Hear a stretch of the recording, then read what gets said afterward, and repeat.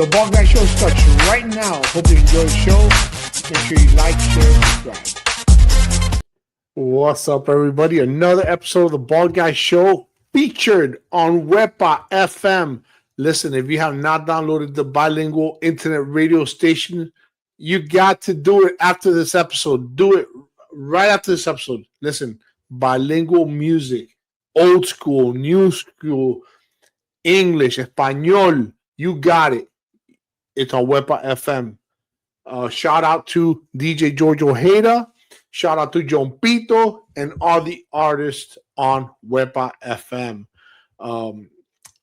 We've lost a couple of, speaking of music, we've lost some legends over the last month or so. We lost People Bryson today.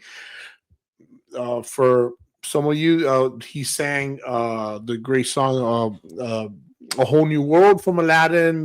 He also sang the song from The Beauty and the Beast. We lost about a couple weeks ago. We lost Rob Bass. Today was his service. If you didn't catch that link will be on my on the description of this episode. Today, my guest today is Dr. Lois P. Frankel, an author. Did I pronounce your last name correctly, Doctor? Yes, you did. Excellent. Dr. Lois, for those who do not know you, tell me who Dr. Lois is, your background, where you're from, etc., etc. I will, but first, I am so sad to hear about Peebo Bryson. Legend. He was probably my favorite male singer. He used to come to California every Christmas time and do a concert called The Colors of Christmas. And he would bring his friends with him. He brought James Ingram when he was alive. He just brought everybody with him to sing with him. And it was the best concerts I ever went to. So R.I.P. to Peebo, because he was just phenomenal. And prayers to his family and friends and obviously his fans. What a beautiful voice. Yeah, we lost a good one today. We lost another good one today. It's incredible. Oh, yeah, you know, I live in Los Angeles, and one day I happened to see him in a restaurant, and it just popped out of my mouth, "Hey, Peebo." You know, that's all I thought. "Hey, Peebo." And he said, "Hey, how you doing?" You know, I kept going. I didn't have anything else to say, but it was kind of funny. I was a real fangirl around him. Okay, so now they know something about me, that I love Peebo, that I'm a fangirl, and that I love to go to concerts. But more professionally, let's move there. You know, I spent my career in human resources. For many years, I worked at the oil company Arco. I know in Texas, there was Arco Oil and Gas, and they had a big presence there for a long time. And so I worked there for a number of years. But when I left and I started my own coaching business, Corporate Coaching International. And we provide executive coaching services to people around the world, and primarily to Fortune 500 companies and big firms. When I was after I had my coaching business for probably about 10 or 15 years, I realized women weren't getting coached enough, that the companies were putting money into coaching men, but they weren't putting as much money into coaching women. So I decided I needed to do something about that. I thought, I am going to write a book for women and tell them all the same things I tell men, but from a feminine perspective. And that became Nice Girls Don't Get the Corner Office. Now, the thing that I don't like about that book is the title, because it wasn't my working title. My working title was Quit Being a Girl. Because I felt as if many times women act like the nice little girls they were taught to be in childhood, and then they couldn't achieve their adult goals. So that's what I wrote the book as. And then the publisher changed the title to Nice Girls Don't Get the Corner Office. And I said, you realize I'm going to spend the rest of my life saying you can be nice and you can be successful, because we're really only referring to that nice little girl that many of us are taught to be in childhood. So that's really what the book is about. It's the mistakes we make because of how we're socialized. When did the first edition come out? The first edition came out 20 years ago, and it has sold steadily ever since, which is why the publisher came back to me and said, would you do a 20-year update? And first I said no. And yeah, she had those wide eyes too. And I said, I feel like I've said everything I have to say. And I've lived with this now for almost 20 years. And, I don't think that's the direction I want to go. Then we had a little something in this country called an election. And I started to see women's rights being eroded left and right. And I said, no, I went back to her. I said, I have to write this book because there's a new generation of women coming into the workforce who weren't familiar with the book the first go round and have a new set of challenges. And I really want to help them to advocate for themselves on a workplace playing field where others are not advocating for them any longer. When did you first notice these mistakes showing up in the professional women? Well, it's interesting, JC, because the first 15 years of my coaching practice, I have a model, and the model is this. If you tell me what the messages were for you growing up in childhood, I can tell you what your development areas are. And it held true the whole time, right? Like, so for example, I'll give you an example of a man, because I would always ask, this was my coaching question, what were the messages you got in childhood for how you were supposed to behave in order to get love, attention, and affection? They could have been verbal, but they could have been implied also. And so, I asked that question to one male client, and he said, I was always told to turn the other cheek. I grew up in a very religious household, turn the other cheek. The only problem was the guy was working with a bunch of sharks, and they were eating them up and spitting them out. And so, while that's a great message to have, and I think it's important to turn the other cheek at times, you're not going to be successful at senior levels if you don't find a voice to be able to go toe-to-toe with people you disagree with. Otherwise, you look like Mr. Milquetoast, which is what happened to this guy. And they said to me when they hired me, we're paying this guy a lot of money, but he has not given us value for the money. So the thing for me was always about finding, where was my leverage? Because people act intentionally. So I was always trying to figure out, why are they acting like that? Now I want you to fast forward a couple of years. And now I'm coaching this woman VP in Herndon, Virginia. And they had the company had sent me in to coach her because they said she was a little bit on the aggressive side of assertive. You know what we call them, right? And so, not we, but they are called the B word. And so I worked with her for, a couple of months. And I'm from Los Angeles. She's in Herndon, Virginia. I get to the appointment one day, and she said, before we get started, I just want to tell you, I was invited to sit on the executive committee of my company. And I went to give her a high five, and she stopped me. And I said, what? And she said, I'm not going to do it. And I said, Sandra, this better be good. And she said, I've been to those meetings. They're a waste of time. And what popped out of my mouth was, honey, you got to quit being a girl.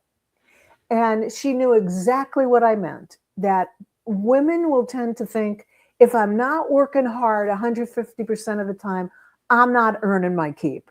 So she felt as if I go to those meetings, I'm kind of wasting my time because, they just talk about stuff and they're not doing anything.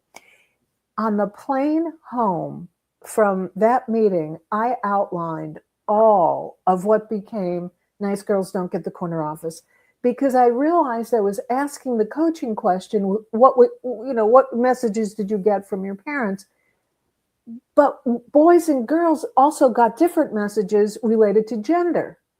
So for example, you probably got messages like, don't let anybody take advantage of you, be tough, be strong, don't cry, right? And you're nodding your head. I don't know if people, if they're just listening, they can see you, but you're nodding your head. I got messages about be quiet, don't be too loud, people won't like you. Don't be too smart, people won't like you, right? So boys and girls got different messages. There were the family messages that everybody got. Like, everybody in my family got the message we had to work hard. So that was a baseline.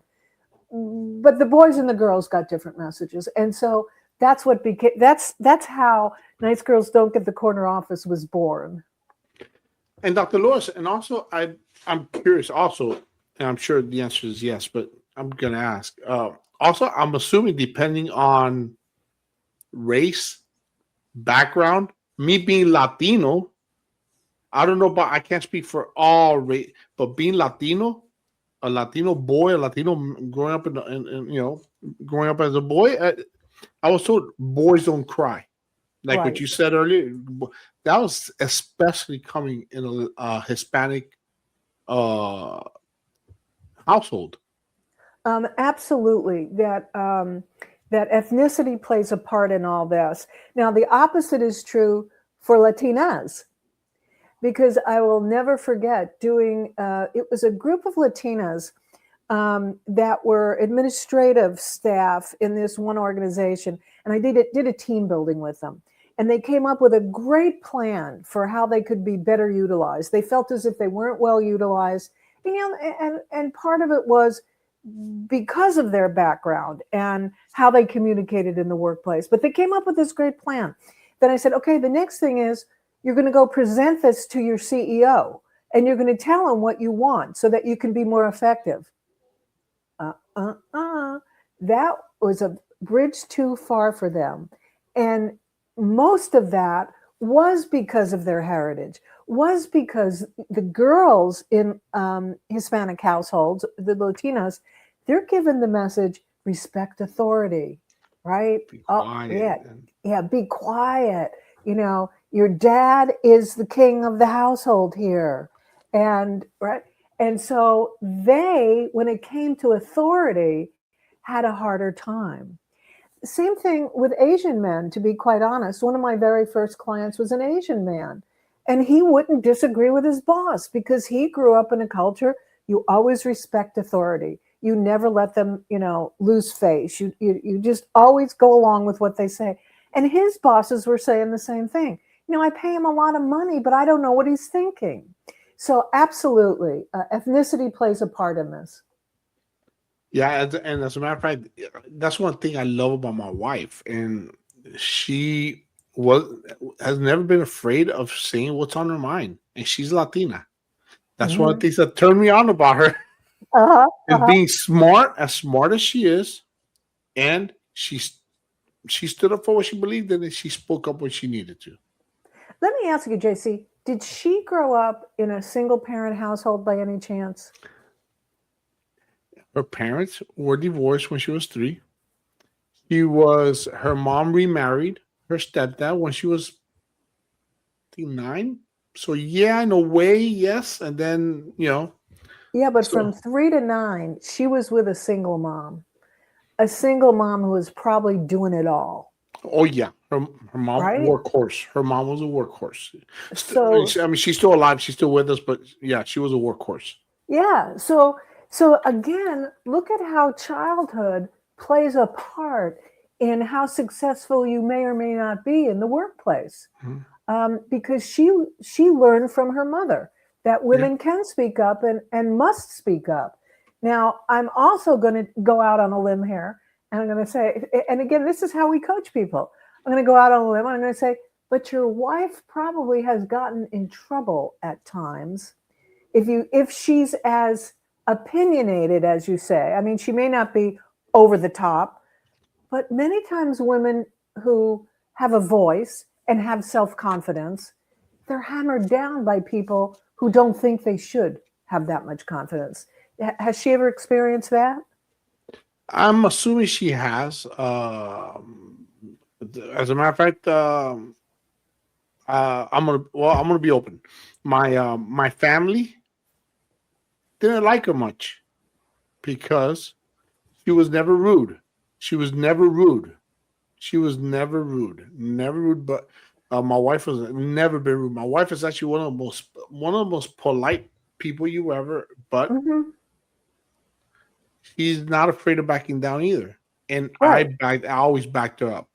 I always back her up. Mm-hmm. We're equals in this household. We're not Mm-hmm. your average Latino because we are very much. I mean, I'm a first generation American, Cuban Mm-hmm. American, born here in the United States. She was born in Colombia and was brought Mm-hmm. over here, and she came here when she was 3. Mm-hmm. We're Americans. We're Americans, Sure. so we're equal here in this household. Mm-hmm. You know, But you can uh, see from how your parents interacted with her that this happens to women all the time. mhm. Um, when they're with people who don't necessarily appreciate or who weren't, who didn't learn to appreciate um, women who have a brain and have a voice. Let me ask you about your book. Did you expect the book to resonate with so many women around the world? No, to be honest, I didn't because I had written several other books and they did moderately well. But within a week of its publication, it was on the New York Times bestseller list. And Wow. yeah, I mean, and that was a shock to me because I didn't write it to get on the bestseller list. I wrote it to help women. And the fact that it did get on the bestseller list thrilled me because I knew it would help more women. And it was translated into about 27 different languages around the world. Wow. Wow. Yeah, so it was a shock to me, but I was delighted. And I still, yesterday I got an email from a woman in Japan. She read the book and she had questions about it in terms of her own culture and how much she could push, the envelope in her own culture. So I hear from people around the world, and that's really heartwarming. That's amazing. Congratulations. Thank you. Um, why do you think so many women are conditioned to prioritize being liked over being respected? Yeah, because that's exactly how we are brought up. I mean, again, if you look in your own family, do you have sisters, by the way? I don't. You don't? Okay. But if you look in other families, maybe you have girl cousins or, something like that, and you see that we are trained to be likable, that our agency lies within the relationship that we build with people. Whereas men are taught that it's their intelligence, their hard work, their force, sometimes their power, that's what's going to get them ahead. But we don't learn that. I mean, we really learn that it's the relationship and being in good relationships and being kind to people and being nice and taking care of people, that's where our agency comes from. And it's why so many women, when they communicate in ways that I call it backdoor communications, right? When a woman asks a question, if I were to say to you, JC, what would you think about if we did a show on a different topic in the future? I just gave you all my power, right? That's a backdoor communication. If I really wanted to do a show on another topic, I should be saying, JC, I'd like to talk to you about a proposal I have to do a show on another topic in the future. That you still may say no, but I didn't give it away to you. I didn't say, what do you think? Because as soon as you ask the what do you think question, you've given up all your power. Because if the other person says, well, I don't think it's such a good idea, where do you go with that, right? Wow. Wow. It's amazing how and what words to use completely changes the way you said that. What do you think? Not only did you give up power, you helped me make up my mind in a Mm-hmm. way. Yeah, because it sounds more powerful the way I put it. And you think, well, she must know what she's talking about. But if I put it as, what do you think? I'm coming across as I'm not sure of myself. And I'll give you, do we have time for me to give you another example? Please, yes, yes. Yeah, there was this woman I coached. She was very tall and she was very stately. She was a big woman. I'm not saying fat. She just was a big woman. And she had worked in the military and she worked for a defense company. And she was sent to me for coaching because her employees couldn't stand her. Okay. They just found her too abrasive. So I go in to coach her and I'm trying to figure out what's going on here. And she said, I was already coached. And I said, yeah, and how are you coached? She said, I was coached to ask more questions instead of give my opinion. Now, I already know that's a problem, right? For the same reason I just told you. That's a problem. So that she would go to employees and she would say, what would you think if we did this? And they'd say, well, we don't think that's a good idea because whatever. And she'd say, yeah, but did you think about it this way? Well, yeah, we did think about it that way, and we still don't think it's a good idea. Yeah, but did you? So she was taught to ask more questions, but in the process, she was creating friction in the relationships. So what I coached her to do was, I want you to tell people what you want, but I want you to invite them to give their opinion about how to implement it. So for example, I'd like us to implement this new process. Now, you folks have the expertise. Let's talk about how we can make this work using your expertise. Now, that's really empowering other people, even though it's your idea, right? So she kind of went from telling people what to do and how to do it to asking questions, which wasn't working. But nobody taught her that, hey, as a woman, you have to include other people, because when you don't, they feel as if you're stepping over boundaries. And I'm not saying it's right. I'm not saying it's right at all. It's just there's different rules for men and women in the workplace. That's all. You can get away with something, JC, that I can't get away with. I tell women, our challenge is to tell people to go to hell in such a way that they look forward to the trip. Right? That's our challenge. And so that's essentially what I do. I teach women how to do that. I love that. I love it. In other words, killing them kindly. Yes. It's like the fist in the velvet glove, right? In the book, you identify over 100 mistakes. Mm-hmm. Which 3 mistakes do you see women making most often today? Yeah, I'd say the number one mistake is using too many words. The more words you use, you always soften a message. And sometimes women use too many words because they are unconsciously softening their message. The fewer words you use, you strengthen your message. So one of the things I talk in the book about is, how do you cut down on the number of words you use and still make your point and make it more powerfully?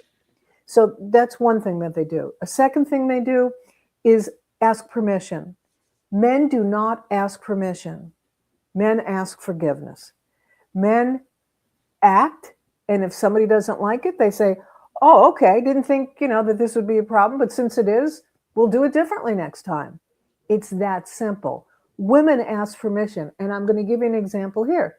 Woman said to me that she had gone to her boss, and they were having an offsite, and she asked her boss, could I bring one of my direct reports to the offsite because he's very involved in whatever the project was. And the boss said, no, this is only for direct reports. She gets to the offsite, and her peer, who is a man, had one of his employees there. And she said to him, how did you get the boss to allow you to bring your employee? He said, I didn't ask him. I just brought him.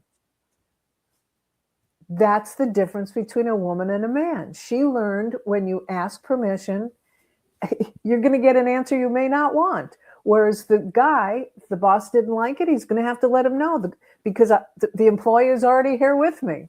So that's number 2. Number 3, and this is something that's more recent. What I see happening when women are on Zoom meetings, they keep their camera off because they think they don't look good enough. They didn't put on makeup. Maybe the kid didn't sleep last night. They look tired. Whatever it is, they think they don't look good enough to be on camera.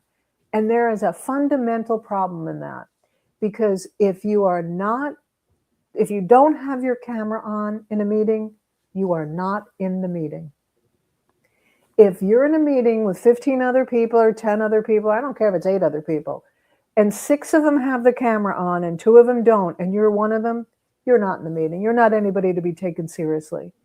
So, that's something else I tell women is, look, I don't care if from the neck up, you got to look good. Make it from the neck up, but have that camera on. So those are just 3 mistakes out of 100 that I see women make. There are so many. It wasn't hard to come up with 100, to tell you the truth. Wow. And that third one, I see it all the time at work when we have, especially with all, with the Teams meetings or Zoom meetings, and you see it often, and they're constantly saying, make sure you have your cameras on. Make sure you have your cameras on. Every now and then they do say keep your cameras off so they can limit, especially if we have 300 people on. That's different. But we have a few people on the meeting, they want all the cameras on, and a couple people still keep the cameras off. And don't you notice it's more women than men? Yeah, the men turn it on because they don't really care. Anyway, so you're absolutely right. That's exactly what happens. And it's disrespectful too. Besides, that's disrespectful. I'm glad you said that. I kind of feel like it is because I do webinars. And when I'm doing a webinar, maybe there's 100 people on the call and people have their cameras off. I don't know if they're listening to me. I don't know if they're doing something else, because usually you can assume when cameras are off, people are multitasking. And that's disrespectful. Yeah. Why is it some of these behaviors rewarded as a child, and yet in the workplace it's punished? That's a good question. I don't know that I've ever been asked that question before. Well, let me tell you off the top of my head then. Because in the workplace, there's different rules for success than in your family. In your family, you weren't expected to raise revenues or increase efficiencies or build relationships that were going to bring in business. You weren't expected to be a rainmaker. All you were expected to do was be a good girl or a good boy, right? And when you acted like that and you didn't make any waves and you were an easy kid for your parent, you got rewarded for that, right? I mean, even my dog knows that. When you're good, you get a treat. When you're not, you don't get a treat. So I think there's that. And then when you get to the workplace, it's also a matter of who has control, right? So in addition to what we have to deliver, I think it's actually more of this. Now that I'm thinking about it out loud, I think it's more of who has the control. We live in a broocracy. Women live in a broocracy. It's the bros who have all the power and control, not the women. And so who's making the rules? The bros. And if the bros don't like how you're acting, then you get in trouble. Then you get called, you're too pushy, you're too aggressive, you don't listen, whatever it is, you get called all kinds of names if you don't live by their rules. And I'm wondering if as a Latino, you've had this experience too, because I think what I've seen in the workplace is that people have unrealistic expectations for Latinos as well. Yeah, just because many people assume all Latinos are the same, and we're not. For example, my parents are Cubans. I remember meeting somebody when we first came here, and they thought, and when they found out my wife was Colombian, what part of Mexico is that? Okay. All right. Colombia is a completely different country than Mexico. All right. Colombia is in South America. Mexico is North America. Just because we speak Spanish doesn't mean we speak the same language. So Mexicans are, not saying that all Latinos are not hard workers. We don't all like working in the sun. Right. I hate working, and especially the older I get, the more I hate working in the sun. I don't mind hard work because I consider myself a hard worker. But I'm not gonna get on the roof. I hate heights. I'm afraid of heights. Always have been. Mhm. You know. But yeah, that's people expect Yeah. me as being a Latino to be able to climb, Yeah. go on top of the roof and check the antenna, check whatever, check the Oh, yeah. shingles, whatever. There's stereotypes. Yes, That there are stereotypes about people. And, the interesting thing is, it's said that there is a kernel of truth in a stereotype. There's a kernel of truth. So, for example, I think one of the kernels of truth in the Hispanic community is that relationships are important. Right now, we used to see, what I used to hear was that you would hear sometimes, oh, because here it's more Mexicans in Los Angeles. Mexicans are lazy because they're always talking and they're not working. And well, the kernel of truth is that they are always talking because relationships are important to them. But it doesn't equate to lazy. It equates to the relationship is something they want to maintain. And if we understand that, then we can take advantage of the other things they have to offer. So there are kernels of truth, but we can't paint everybody with the same broad brush. absolutely. What's the difference between kindness and weakness in a professional setting? Because sometimes people consider and that saying, "Don't confuse my weakness for my kindness for weakness." Exactly. What's the difference? Well, kindness is what I would show to everybody. I think we need to exhibit unconditional kindness to people, which is really about meeting people where they are, trying to fulfill their needs, not embarrassing them in any way. I mean, I'm a big believer in that. You said you're in Texas now. You may be familiar with Mary Kay Ash. She was a Texan who had started the cosmetic company Mary Kay Ash, right? Or Mary Kay Cosmetics. Yeah. And she had a motto that was treat everyone as if they have a sign on that says, make me feel important. Now, I like to live by that motto. I can make everybody feel important because everybody is important, right? No. But don't mistake that for weakness because the moment you start taking advantage of me, that you don't show me the same respect as I show you, or you embarrass me, or do any number of things that go over my boundaries, then it's going to turn around and I'm going to start to set boundaries. Now, it doesn't mean I will do it in an unkind way, but you will know that I have set a boundary. And I think that's the difference between kindness and weakness. Weakness is when I let people go over my boundaries and I don't say anything about it. If I act like a doormat. And I think too many women act like doormats because they don't have the language and the tools to push back. One of the things I talk about in my book, and here's another big mistake women make. If you were to ask me what the top 5 were, I'd probably put this one in the top 5. And it's we make miracles. Women make miracles. Now, when I talk about making a miracle, I'm talking about getting something done with less time, fewer resources, less money than is humanly possible. When you give a woman a miracle to make, she rolls up her sleeves and gets it done.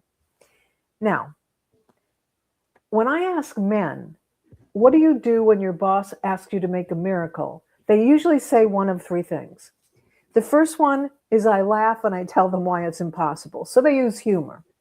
The second thing is I go back and negotiate for what I need to make it happen. More time, more money, more resources, whatever. And you know what the third thing they say is? I delegate it to a woman because I know she'll get it done. Now, while we're busy making miracles, the guys are busy promoting their careers. And it's one reason why we see men get promoted more because they're spending time building relationships, because they're spending time being strategic about things. They're not spending time rolling up their sleeves and making miracles. Miracle workers get canonized. They don't get recognized. And that's what happens to women. Wow. How important or what role does confidence play in leadership? Oh, I don't. I was going to say 100%, but that's not necessarily true. Um, Confidence plays a huge role. Let me say that. We don't follow people that aren't confident, right?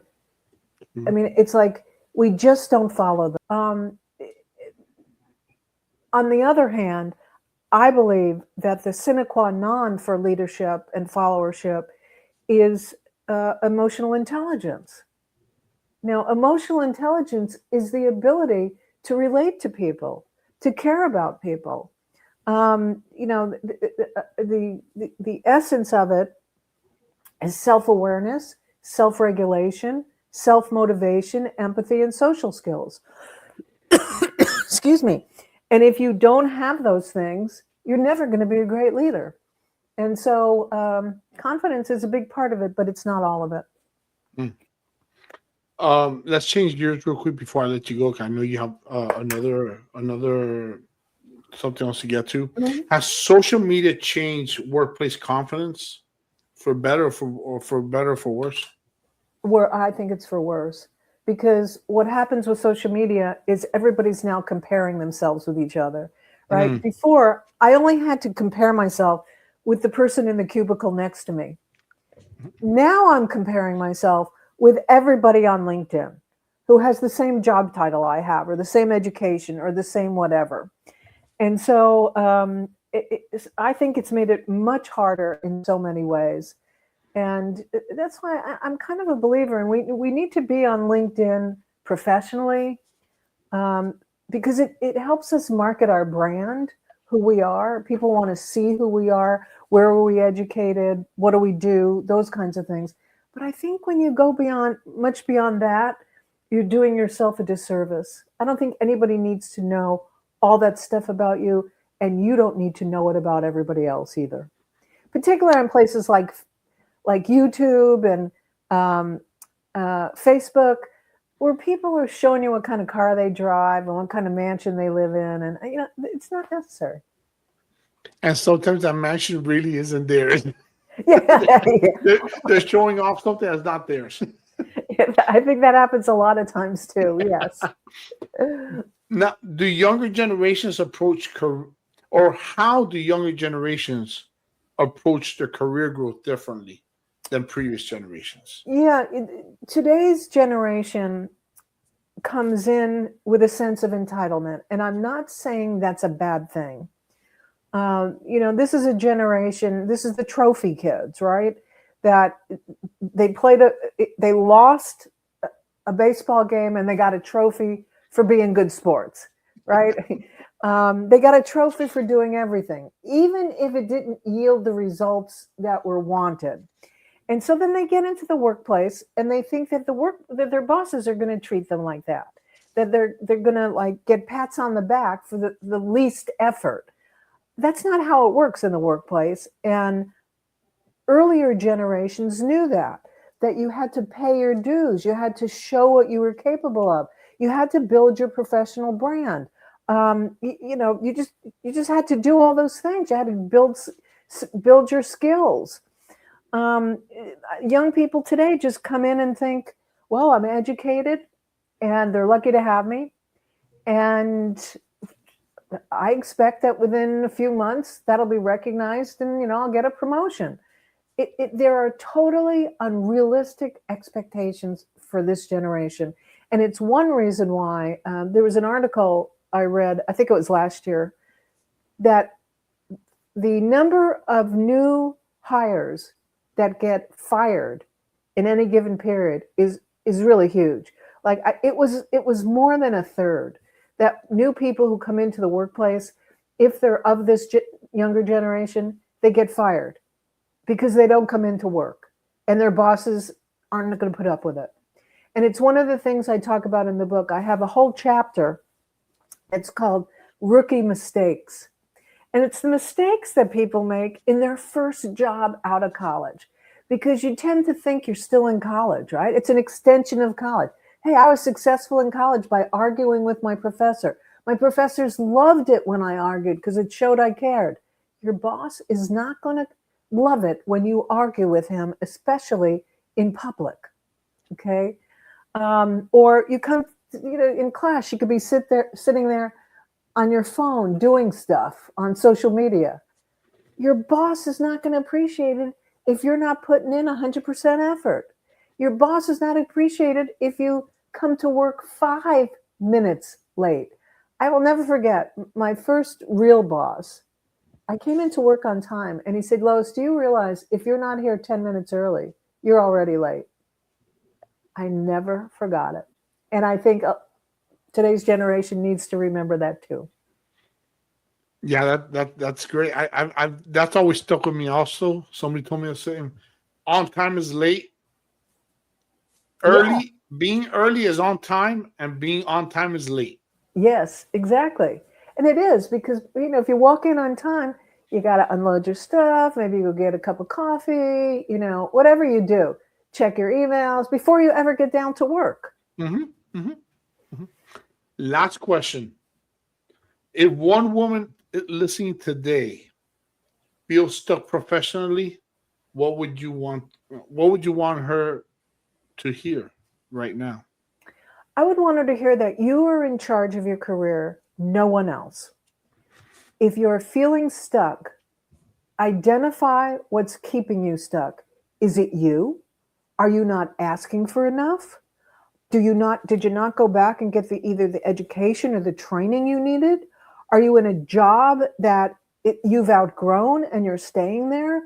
So first determine if it's you or is it the employer? Because if you've asked and you've been educated and you have everything it takes to get to the next level and people don't recognize you and you've asked, then you need to find a different playing field. One of the things that I say is that every workplace is a playing field. There are rules, boundaries, and strategies, just like on a playing field. And you need to know what those are, and you need to play by them, or you're not going to win the game. However, if you're playing by them and you're still not winning the game, you're probably playing on the wrong field. And so I especially say that, not especially, but, when I talk to people of color, because my experience is my playing field as a Caucasian woman is wider than the playing field of a Latina or of a Black woman.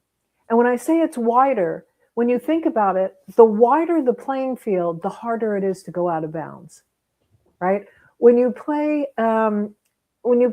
doubles tennis, it's harder to go out of bounds. When you play singles tennis, the field comes in, the court comes in. It's easier to go out of bounds. So if I'm playing on a doubles court and you're playing on a singles court, who's going to go out more often? You are. And that's not your fault. And so sometimes you need to find a bigger playing field where people appreciate the unique skills that you bring. And so that's what I would say. I love it. Doctor, where can people, are you still taking new clients? I am not at this time, Okay. but I encourage people to connect with me on LinkedIn at Dr. Lois Frankel, because I am doing something right now where I am choosing one person a month to provide free coaching to. And that is my way of giving back. I have been so blessed in so many ways, and it's just my small way of giving back. So connect with me. You may have that opportunity. And you can buy my books anywhere where books are sold. Amazon, Barnes & Noble. You can Google my name, Dr. Lois Frankel, and all the books will come up. Yeah, and all her information, the name of her books, especially this one, it's going to be on the description of this video, of this episode. If you feel any of this information can help somebody, especially a woman that might be stuck somewhere, make sure you like, share, and subscribe. And again, Dr. Lois's LinkedIn will be in the description as well. Doctor, thank you so much for joining me. Don't go anywhere. Give me 1 second. Sure. Folks, Thank you. Thank you so much for joining us.